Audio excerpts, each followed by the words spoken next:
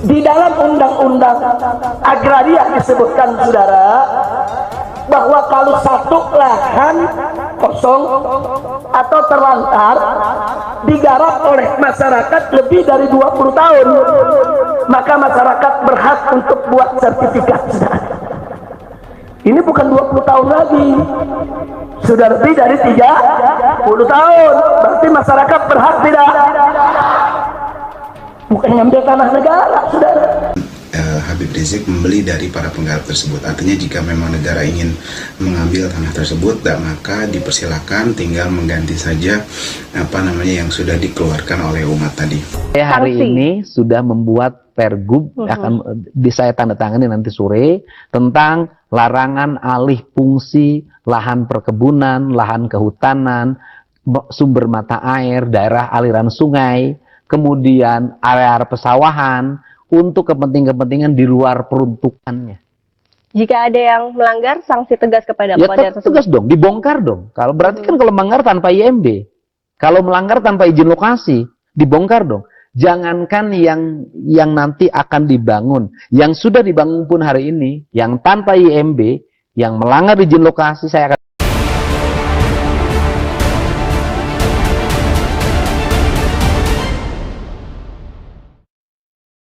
Pengurus pesantren Markas Syariah FPI milik Habib Rizik Syihab mengaku sudah siap melepaskan lahan yang diminta PT Perkebunan Nusantara atau PTPN 8 Gunung Mas di Megamendung, Bogor, Jawa Barat.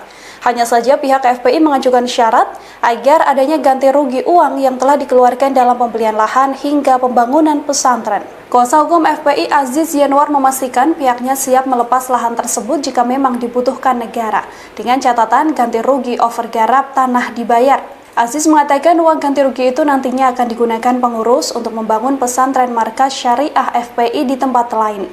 Ia juga membantah anggapan bahwa Habib Rizik dan pengurus Yayasan Ponpes Agrokultural Markas Syariah mendirikan pesantren dengan cara merampas. Ia mengaku FPI telah membayar uang pada petani setempat. Polemik tanah Ponpes tersebut sebelumnya menjadi sorotan publik setelah beredar di media sosial surat somasi yang diarahkan pada Ponpes Markas Syariah yang dipimpin Habib Rizik Syihab. Dalam surat somasi tersebut, pihak Ponpes diminta mengosongkan lahan dalam waktu 7 hari, lantaran dianggap berdiri di tanah yang bukan miliknya.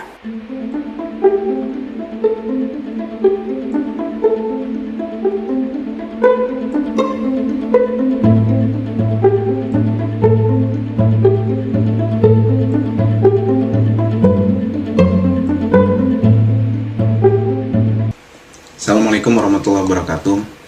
Sehubungan dengan adanya somasi dari PTPN 8 terkait lahan di Markas Syariah Megamendung, maka dapat kami sampaikan bahwa Habib Rizik sudah melakukan klarifikasi atas hal tersebut melalui video yang ramai sudah beredar, yang pada intinya adalah bahwa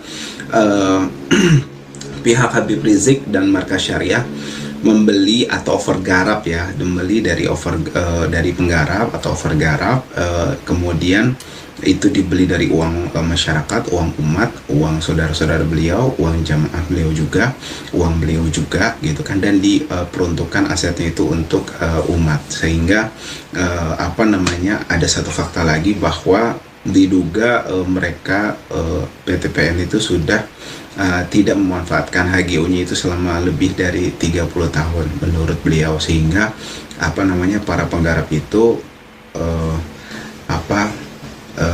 menggarap sesuai dengan ketentuan perundang-undangan, dan Habib Rizik membeli dari para penggarap tersebut. Artinya jika memang negara ingin mengambil tanah tersebut, maka dipersilakan, tinggal mengganti saja yang sudah dikeluarkan oleh umat tadi.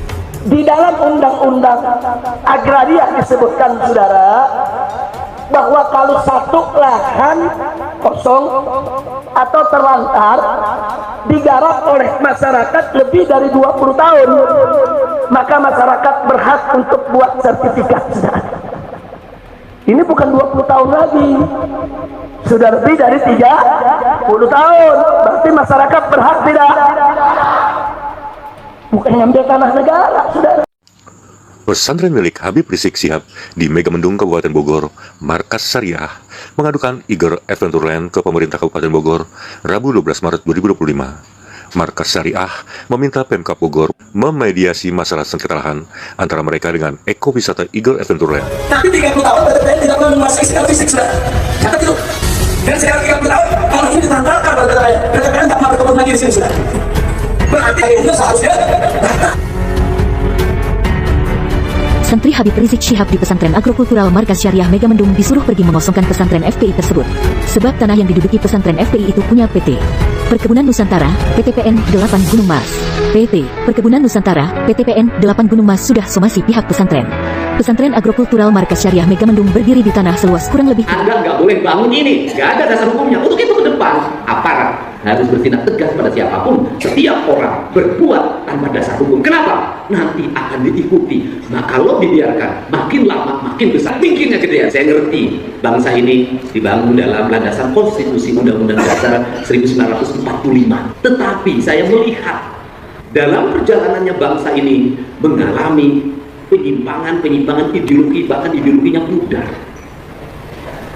Makin kesini orang makin tidak punya keberanian untuk menegakkan Pancasila secara benar. Kenapa? Bukankah Pancasila diucapkan? Tidak, menurut saya. Pancasila diucapkan, tetapi banyak sekali di antara kita yang melakukan pembiaran, terutama di Jawa Barat, pada orang. Untuk apa? Untuk setiap hari berkata, bertindak atas nama ideologinya sendiri. Dengan apa? Dengan mengecilkan, dengan menghadrik, dengan mencaci maki ideologinya orang lain dan dibiarkan oleh negara. Tengok, unyil, gua kepret masuk kuburan. Demi Allah, saya akan hadapi mereka sejengkal pun tidak akan mundur. Di mana saja kalian masuk, saya akan hadapi mereka. Takbir, takbir. Di Cibinong, Rabu 12 Maret 2025. Alhamdulillah, tadi kami dari tim Markas Syariah diterima oleh Bapak Wakil Bupati Pak Ade.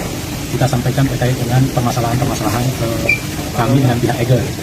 Karena ada beberapa hal yang menyangkut permasalahan lahan yang belum diselesaikan dengan pihak Eagle.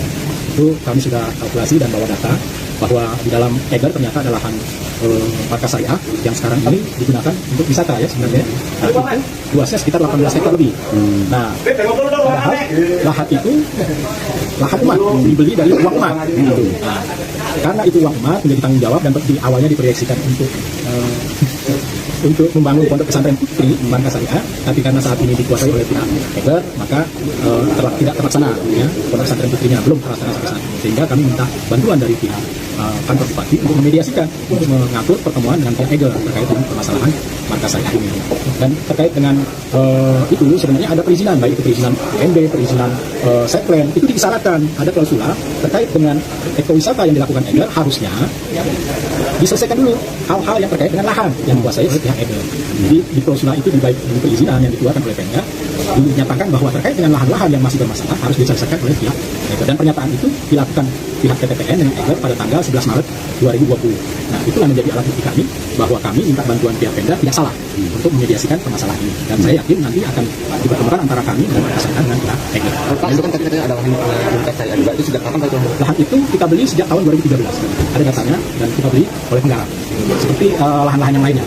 Nah, cuma memang ada lahan yang kami ruslah punya masyarakat juga yang ada dekat lahan sapi di saat ini di pondok pesantren Markas Syariah. Contoh lahannya Ibu Metia Metriva itu dia punya lahan sapi yang kemudian itu terruslah yang sekarang diambil oleh pihak Eagle. Berapa luasnya? Luasnya semuanya keseluruhannya 18 hektar.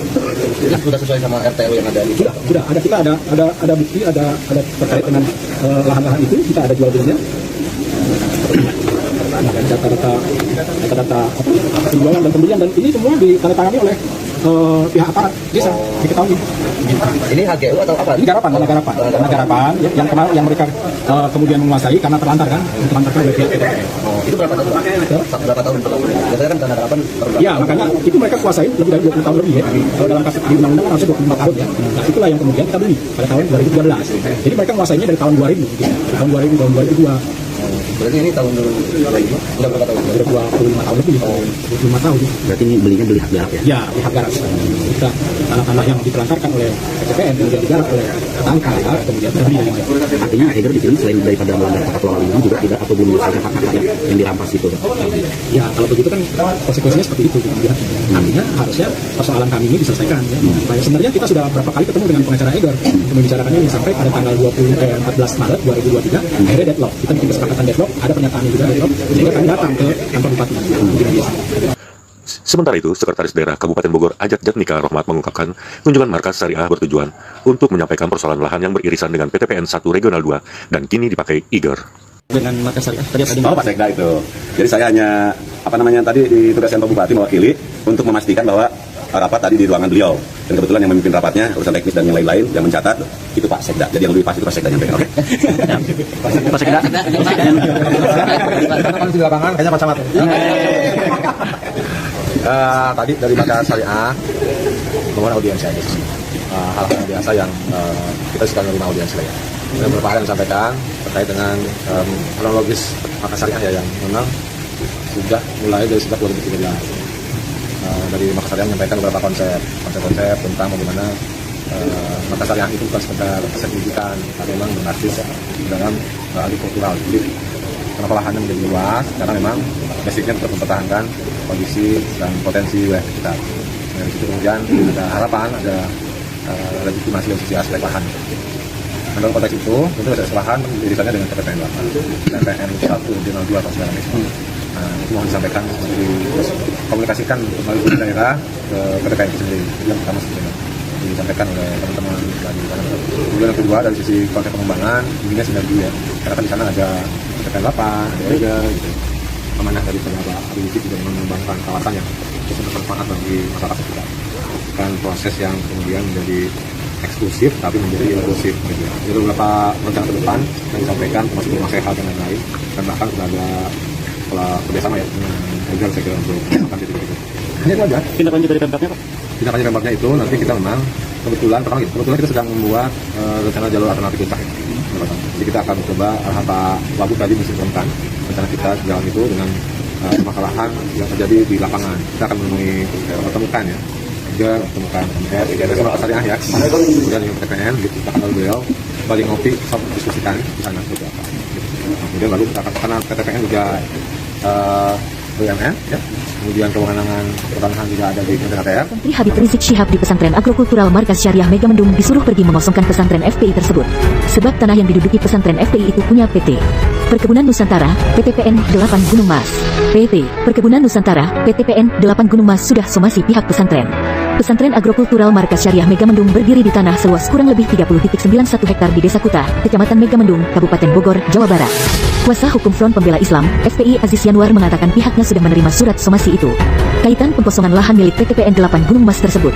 Waalaikumsalam, sudah menerima surat yang dimaksud, katanya saat dihubungi suarabogor.id, Rabu, tanggal 23 Desember tahun 2020. Ia menjelaskan, pada tanggal 13 November tahun 2020 Habib Rizik Syihab telah menjelaskan kaitan sertifikat tanah berdirinya Ponpes Agrokultural Markas Syariah. Benar bahwa sertifikat hegunya PTPN 8, imbuhnya. Dalam Undang-Undang Agraria tahun 1960 disebutkan bahwa jika satu lahan kosong digarap oleh masyarakat lebih dari 20 tahun lamanya, maka dari itu, masyarakat berhak untuk membuat sertifikat tanah yang digarap. Masyarakat Megamendung itu sudah 30 tahunan menggarap lahan tersebut, ucapnya. Sedangkan kata Aziz, dalam Undang-Undang HGU tahun 1960 disebutkan bahwa sertifikat HGU tidak bisa diperpanjang jika lahan itu ditelantarkan oleh pemilik HGU tidak menguasai secara fisik lahan. Betul, bahwa tanah HGU Ponpes Agrokultural Markas Syariah adalah milik PTPN 8. Tapi, 30 tahunan lebih PTPN tidak pernah menguasai secara fisik. Selama 30 tahunan lebih PTPN menelantarkan tanah tersebut.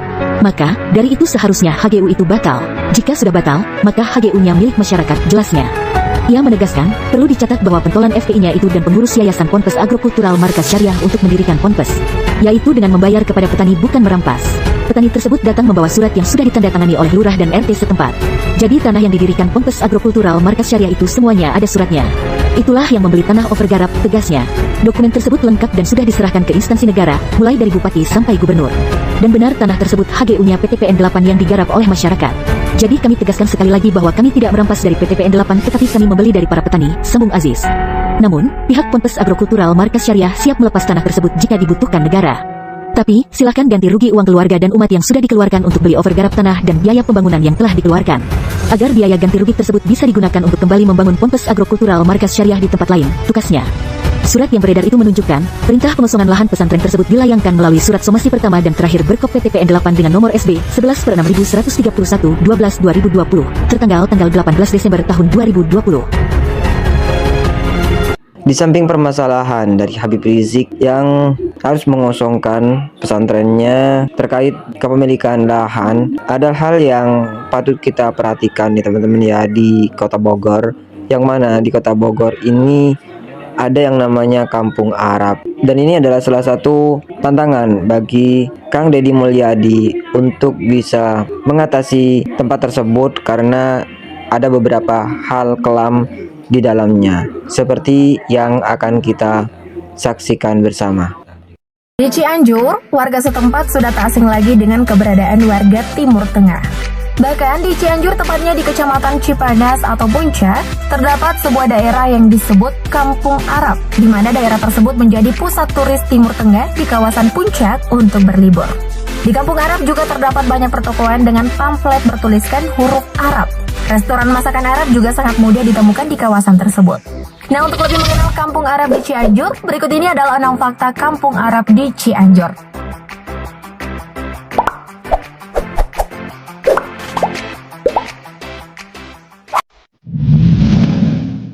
Pamflet pertokoan bertuliskan Arab. Berlokasikan di Kecamatan Cipanas atau Puncak, di Kampung Arab terdapat banyak pertokoan dengan pamflet bertuliskan Arab. Kawasan tersebut ada juga yang menyebutnya sebagai Warung Kaleng. Warung Kaleng merupakan sebagian kawasan di Jalan Raya Puncak sepanjang kurang lebih 50 meter. Terdapat kedai toko hingga penginapan, bahkan restoran-restoran masakan Arab juga sangat mudah ditemukan di daerah Kampung Arab. Di Kampung Arab juga menawarkan beberapa penginapan berupa hotel dari yang termurah hingga paling mahal.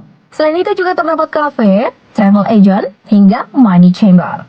Di Kampung Arab, tepatnya di sepanjang Jalan Hanjawar Pacet Loji sampai Cinanga, terdapat sederet pertokoan dengan pamflet bertuliskan Arab. Mulai toko Mat'am yang menyediakan makanan khas Timur Tengah, tempat pijat, hingga agen perjalanan. Dengan begitu, kawasan tersebut disebut sebagai Lidl Arab atau Kampung Arab. Di kawasan tersebut juga terdapat 2 desa yang menjadi primadona wisatawan, terutama turis dari Arab Saudi dan negara Timur Tengah lainnya, yaitu Tugu Utara dan Tugu Selatan. Tak heran jika di jalanan 2 desa tersebut bertebar tulisan dalam huruf Arab di sana-sini. Gimana? Kalian udah pada kesana belum? Kalau udah, komen di bawah ya.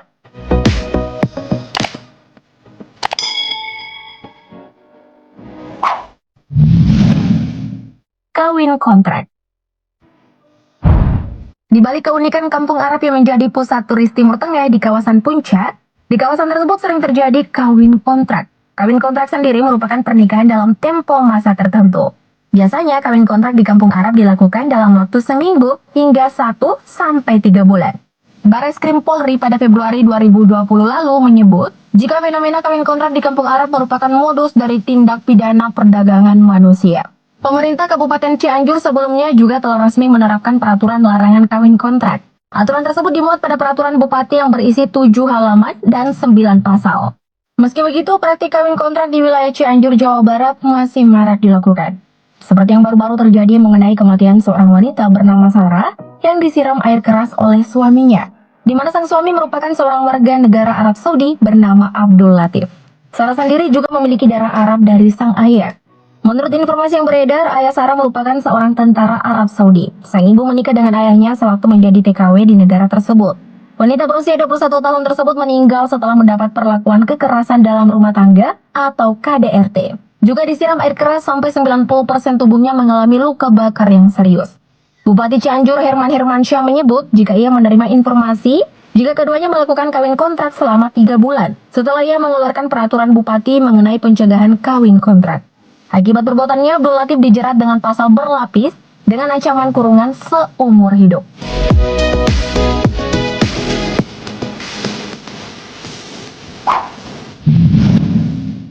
Tarif kawin kontrak.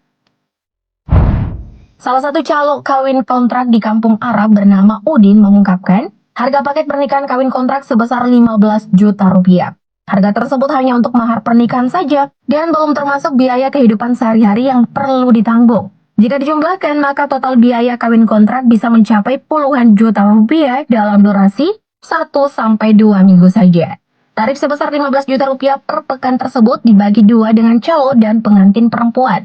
Setelah itu, sang calo akan membagikan lagi kepada pihak-pihak yang berkepentingan melancarkan kegiatan seperti pemulung sampai wali nikah sewaan.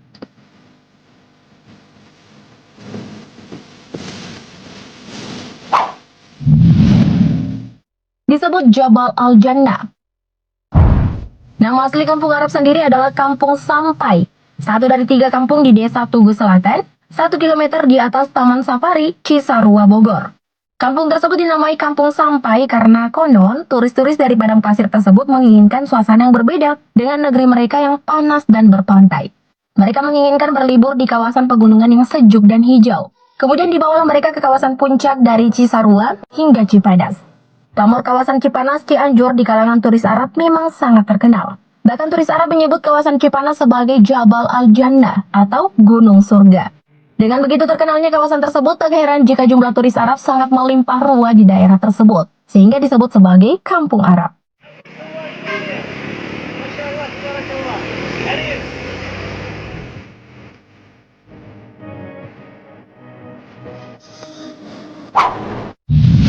Mulai ramai turis Arab tahun 2014. Kepopuleran kawasan Kampung Arab di kalangan Arab terhitung belum ada 1 dekade. Turis Timur Tengah mulai membanjiri kawasan tersebut sejak tahun 2014 silam. Sejak saat itu, turis Arab mulai terlihat berseliweran di sepanjang jalan Hanjawar Pacet, Loji, sampai Cinanga, kawasan yang kini disebut sebagai Kampung Arab. Sebenarnya, keberadaan turis Timur Tengah di puncak sudah berlangsung lama. Bahkan ada yang mengatakan sejak tahun 1985. Kawasan tersebut berkembang menjadi Kampung Arab seiring padatnya warung kaleng. Turis Timur Tengah mulai mengunjungi destinasi baru seperti Kota Bunga dan Taman Bunga Nusantara di Cipanas. Untuk destinasi wisatawan Timur Tengah di Cipanas, Kota Bunga menjadi pusatnya.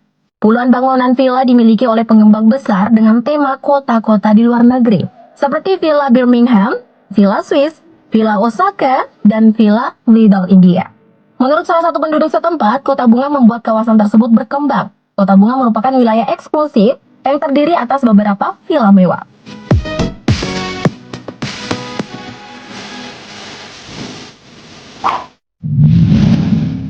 Warga lokal bisa berbahasa Arab.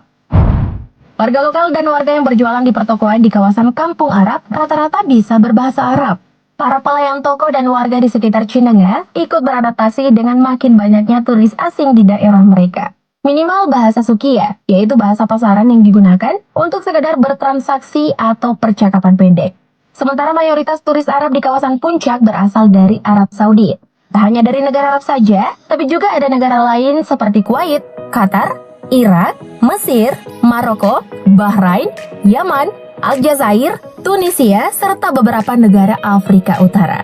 Biasanya, para turis akan berlibur di kawasan tersebut hingga sebulan. Para turis akan berseliweran sepanjang jalan, keluar masuk toko, menukar uang, atau menuju agen travel. Salah satu pegawai agen travel mengatakan jika musim liburan pelancong Timur Tengah dimulai selepas Hari Raya Idul Fitri hingga Lebaran Haji. Biasanya seminggu setelah Lebaran, para turis mulai berdatangan ke kawasan puncak, khususnya ke warung kaleng.